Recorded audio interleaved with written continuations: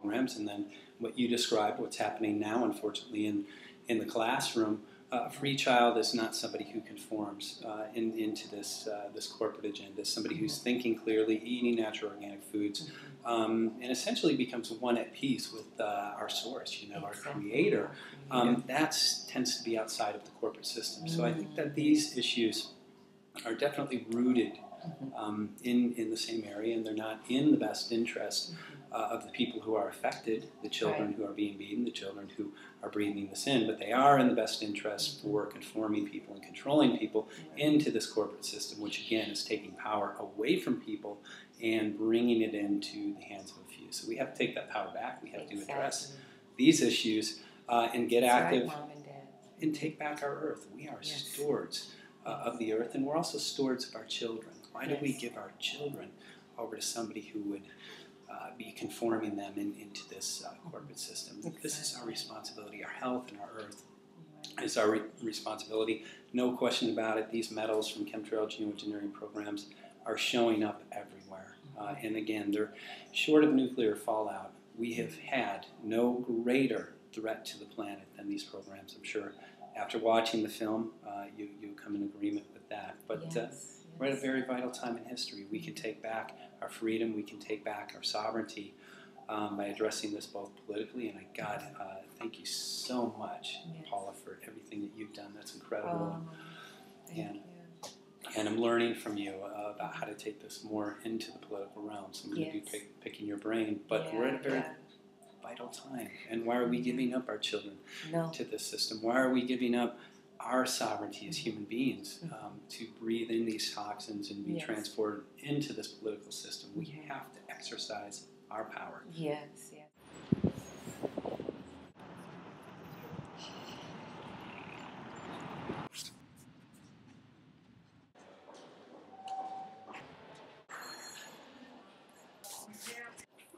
Really upset there's 19 states that's still practicing this punishment.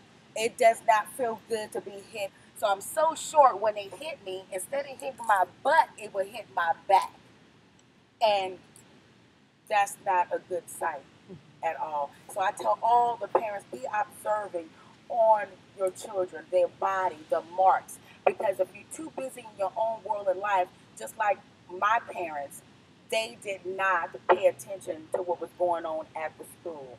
And when they found out, it was too late. I was already damaged.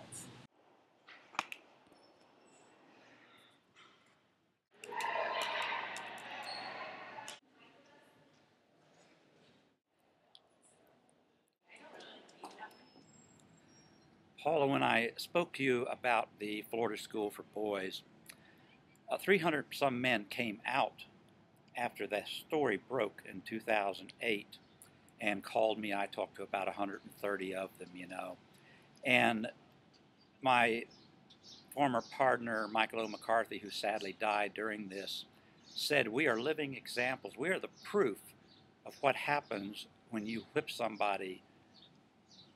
What are the results?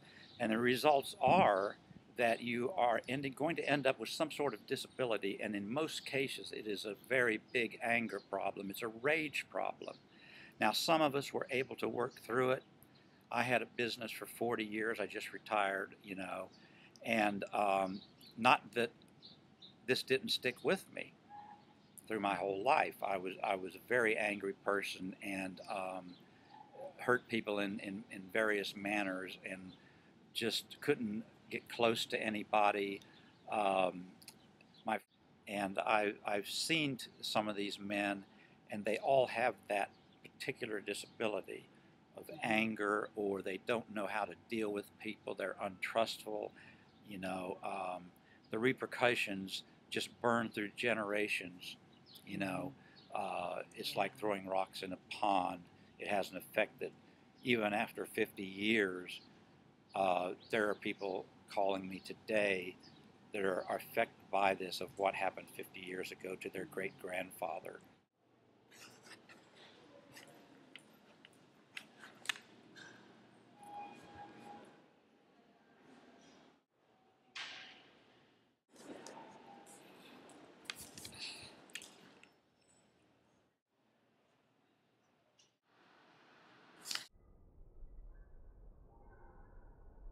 is the Executive Director of the National Youth Rights Association. His name is Bill Bystricky. Thank you so much for being here. Well, thank you, Paula. I want to say on behalf of the National Youth Rights Association, we are proud to be here in support of Carolyn McCarthy's bill to finally do away with corporal punishment in every state in the Union. The National Youth Rights Association, for over 10 years, we have stood up for young people's rights in a lot of ways. We fought against curfew laws. We have fought against invasive searches, but there is no right that is more basic, more fundamental, more sacred than the right of all people of all ages not to be injured, not to be touched against your will. This is just as basic as it gets. But it was kind of a shock, and I never enjoyed English after that. I was always a reader. I was a voracious reader. Mm-hmm. But for some reason, after that, the English language, the structure of it didn't come. She wasn't assistive in my learning process. Right. It was a punitive process. Yes. It was a watch out or else Yes, process. yes. As I've come to learn, the education system seems to be, teaching us what to think and not how to think. And that's what we're not teaching kids is how to be thinkers, how to be inventive, how to inspire those. And I just, even today, I'm grateful that happened with me in the 70s. Mm-hmm. And not today. And why? Because I think education is much weaker now than it was then. Right, it is. So you would have had the abuse and the poor training. And a failed education. A failed education, exactly. All this money going to education, and we're not brilliant when we come out. Exactly. Could you tell us how does that still impact you today? Did it go into your adult years at all? Just that? I don't know. I don't know. Mm-hmm. Other than it literally has taken me wanting to write and developing my skills of expression and speaking. Mm-hmm. That I have overcome that shortage that in my English language that showed up and manifested that. Mm-hmm. But looking about it, since we've just been talking, it was a threat through that whole school district. And it was year after year after year. That paddle was always there. Right. Whether it was on the wall or not, that it was always on the table for these teachers as an option. And the sad thing about that is that, according to science, the children become wired totally differently when there is a threat pending. Yeah, I can see that. On their behavior. I can see that. Because now they're not being wired for being these open individuals. They're being wired for survival. Yeah. And I think a lot of politicians think that, it would be illegal to use corporal punishment on an adult. Even one convicted of murder or rape, somebody convicted, put in prison, if you use corporal punishment, that's illegal. That's cruel and unusual punishment. So why is it acceptable to do this to a child convicted of nothing more than chewing gum? And not even convicted, just, accused. I mean, this is crazy. A lot of politicians, unfortunately, don't really care about this because they figure, well, the victims can't vote, so why should I care about them?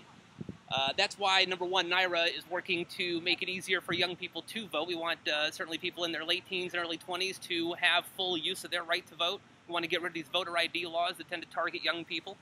We're also looking to lower the voting age so that maybe people in 16, 17 can vote, as happens in some other countries. We want some of the direct targets of this to be able to have a say. But until that day happens, we older people need to use our voices at the ballot box. We need to rally behind Carolyn McCarthy's bill to ban corporal punishment. We need to stand up for children, and we need to demand that politicians bring us to that day when every American of every age will have their rights and their safety honored and protected. Thank you. On the tape, what brought you to Washington, D.C. this weekend? I was up here campaigning to stop corporal punishments in American schools. Mm-hmm.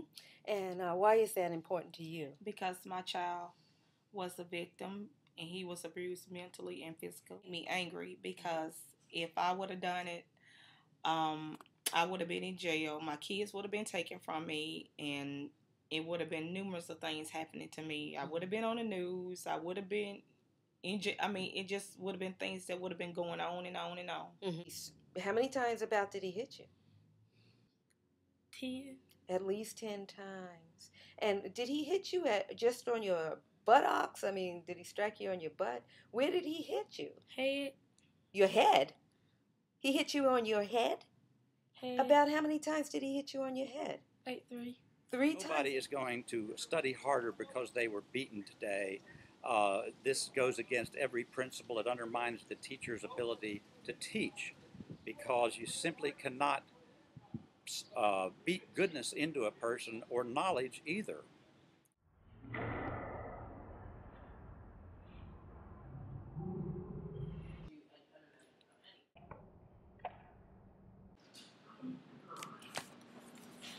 Going up. Going down.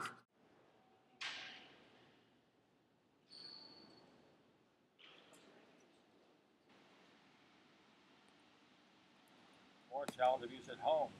When parents see it going on in schools, they feel like it must be okay to hit kids at home also. So we have kids being hit with belts, extension cords, paddles, tree branches, etc. And a lot of children are getting injured and some are dying because of this abuse that goes on in our homes and our schools. But we need to get the paddling out of our schools. It's legalized child abuse and it must stop. I urge you all to do what you can to end this horrible backward practice in our public schools. Most of us. And when they heard my child hollering, they tried to get in, but when they realized they couldn't get in and the door was locked, they watched through the little window that was in the door and watched it happen. And after this happened, they sent him back to class. They told him to wash his face, go in the bathroom and wash his face, sent him to class all day, the remaining of the day, just crying and other kids looking at him. What did his teacher say when he or she saw him walk in? I bet you won't do that no more. I bet you won't do that no more. I bet you will not do that no more. Wow, I bet you won't do, just kept saying it and nagging him and just being a bully but I took pictures of it and I showed it to the Cherokee County Sheriff's Department and I never got no response. I never got a police report or anything. Mm-hmm. And I even tried talking to the Cherokee County Superintendent and I got nothing out of them. So that's why I'm stepping forward because this should not happen to no one else's child. I'm at the WhiteHouseBoysOnline.com and I'm speaking today about school beating.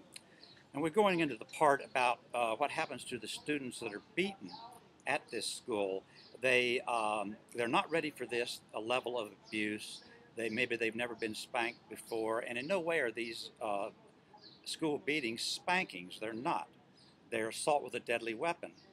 And the children view this as the school.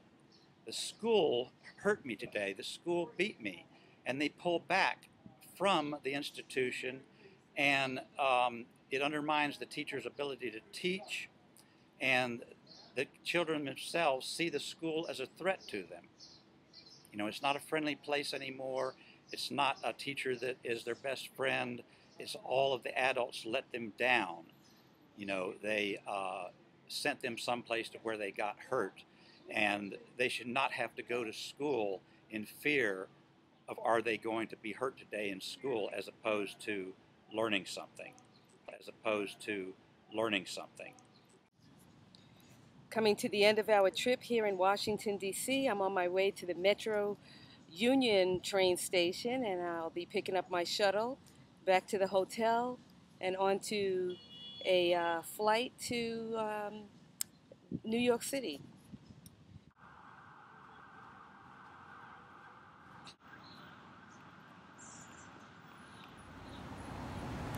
I'm outside of New York Representative Carolyn McCarthy's office, and she is the author of the bill H.R. 3027.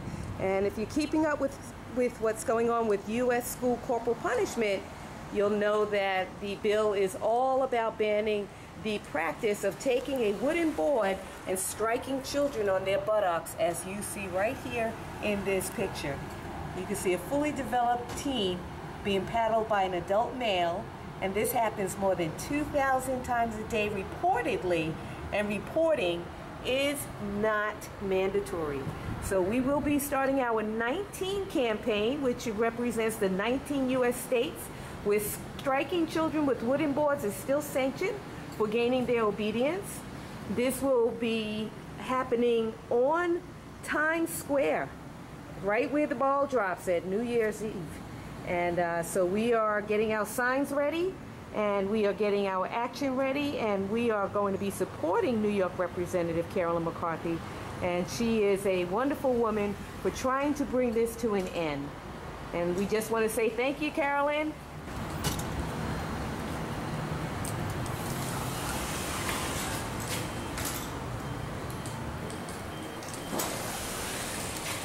And this is the building she works in.